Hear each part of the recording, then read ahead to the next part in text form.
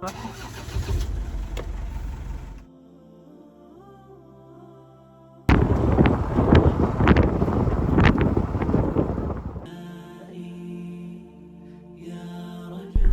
عليكم ورحمة الله وبركاته.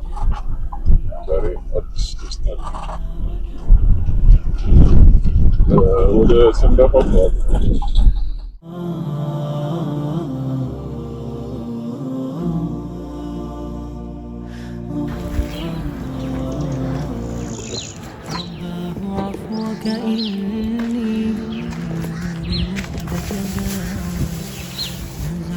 أسرار قلبي ألقي أسايا رباه عفوك إني للنور مدت يدايا نزل